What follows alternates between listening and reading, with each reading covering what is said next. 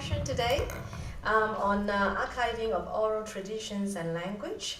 And to kick off this last session, we have Leja Boom. I'm honored to be here today and to be able to meet all of you. Firstly, to introduce myself. My name is Leja Boom, and I'm a Tibetan from Qinghai province, China. After graduating from Qinghai Normal University in 2011, I began doing cultural preservation work with my teacher, Dr. Gerald Roach.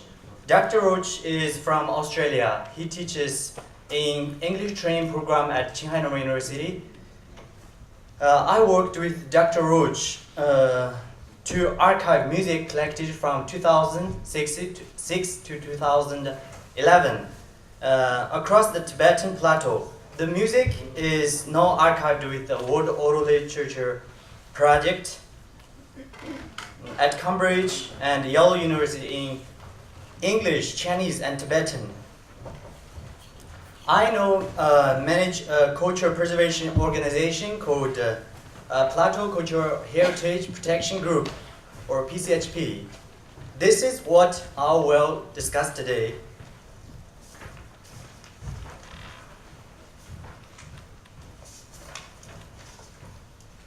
PCHP began in 2005 as an unfunded informal organization. The first funding was received in 2007. PCHP was officially registered as a subgroup of Qinghai Minorities Charity Fund in 2011. At first, the students from across the Tibetan Plateau recorded music in their home communities and collected metadata for each song they recorded. The collections were archived in the project office. Some were put on the project's website. Some project members brought their recordings back to their communities as MP3. In 2010, the new PCHP manager, the Namji scholar Libulaki, made significant improvements to PCHP's operations. Members began making DVDs of their collected songs and digital photographs.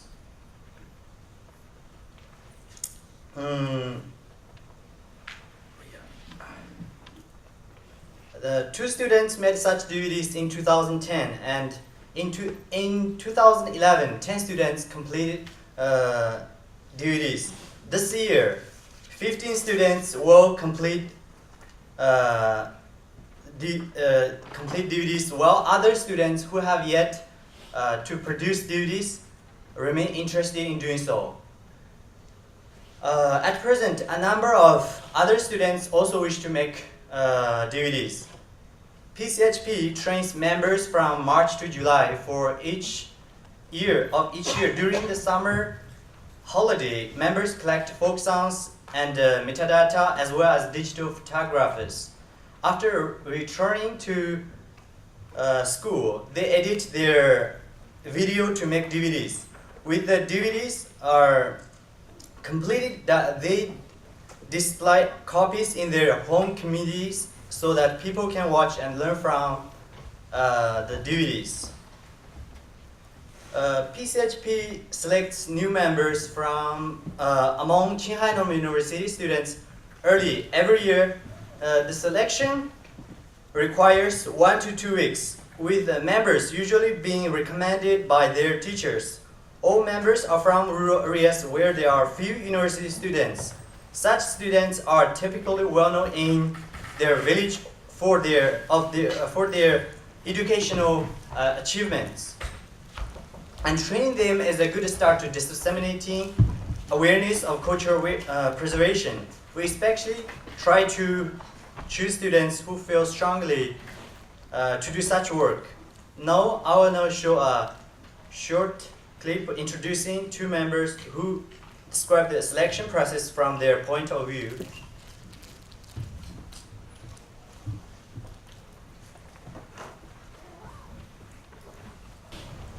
I'm Lisha, and the ethnic group is Lisu. I'm from Shiwangde, Shangji Township, Shangri-La County, Teaching Prefecture, Yunnan Province, China. Now I'm studying Tsinghai Normal University. My teacher did introduce me to join this group and try to do this project. At that time, I'm not sure about this group, and this group required 3 times of interview and ideas on how to do this project. I really want to be one of the members in this group. Fortunately, I made it, and now I'm a PCHP member. I'm very happy. I am Dinso. I'm a Tibetan from Xizang village, Rota Township, Nyala County, Nyala Prefecture, Sichuan Province, and China. It is a big challenge for me to join this group because it is my first time to attend such group. There are 20 students who want to join this group, but there are only 10 students in their plan. At that time, they interviewed me for 3 times and let me to write my idea what kind of song will record. I did everything what they required, but finally I became a member of this group. Like this, and the training first focuses on building cultural awareness and then on teaching the necessary technical skills to undertake recording and so on, including use of recorders and digital cameras and video editing skills. We invite experts from outside to train the students, and the project staff also train the students as well.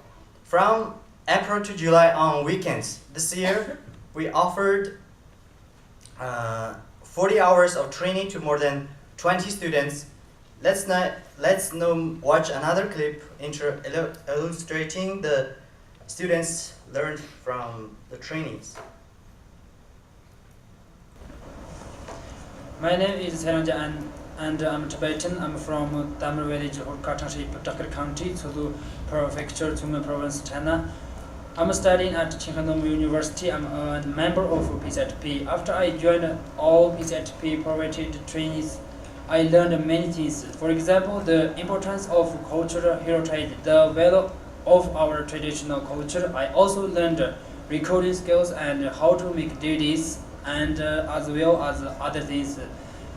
I can't learn these things from my university, but I have learned in PCHP, so I am very happy that I attend all the trainings.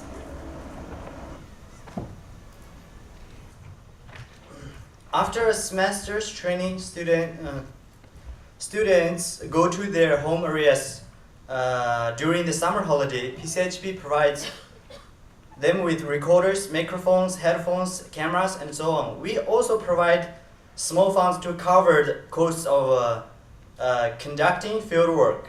For example, gifts for singer, transport. So this is the field work equipment we provided for the students.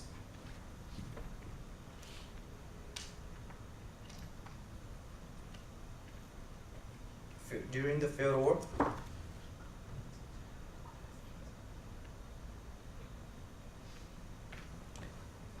members prepare before undertaking field work. For example, they go home and find out who will be able to sing for them, because sometimes villagers will not sing, for example, if a relative has passed away. Moreover, young people are often unfamiliar with traditional barriers in their own community and need to consult relatives to find whom they might record. Generally, members record folk songs and other oral literature focusing on endangered traditions that people know rarely perform or that only a few people know how to sing. Based on that, they use the metadata form for collections. The form is like this. It is in 3 languages. I will introduce how the form is structured. So here at the top of the form here, they fill out the name of collector and the recordist. If he or she is the same person, then they just fill the collector's name. Next, is a track number, where the song's track number is recorded. The information of the collectors follows, including age, gender, ethnic group, education level, and the birthplace. After they fill out collection title and the translated title. Here they note the date when they recorded that song or collection and the type of recording or collection. Here they describe the collection. For example, how many people can sing this type of songs in their community and what the situation of the song is. When people might sing it in their community and for what the song's meaning is, and if young people are no interested in this kind of song. Here, next is the performer or singer's background. For example, their name, gender, age, education level, and birthplace. After that, they note the recording place, village, township, county, and province.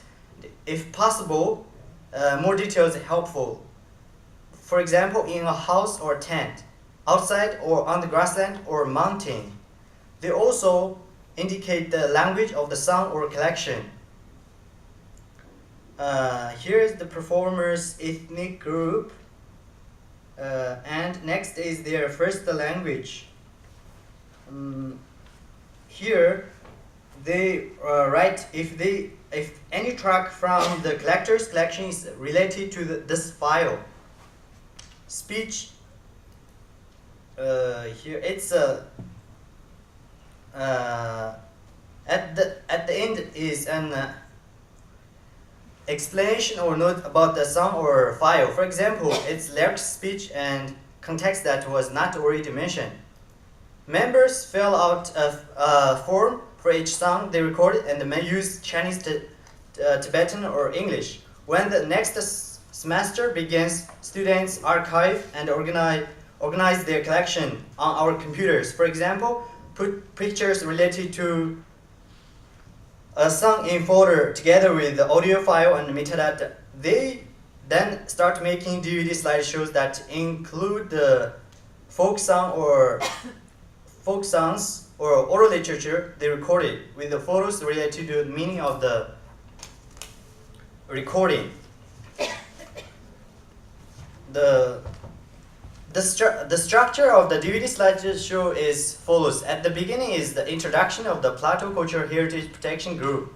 Afterward is a brief introduction of the place of the collection, and then each recording is shown one by one. First with a text introducing the singer, song genre, and so on, and then the song itself with subtitles. Each DVD ends with critics.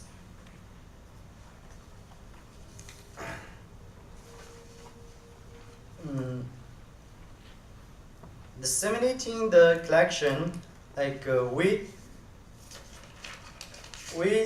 distribute the DVDs for free to their home communities. After we also archive the collection with WOP on the WOP, World Oral Literature Project.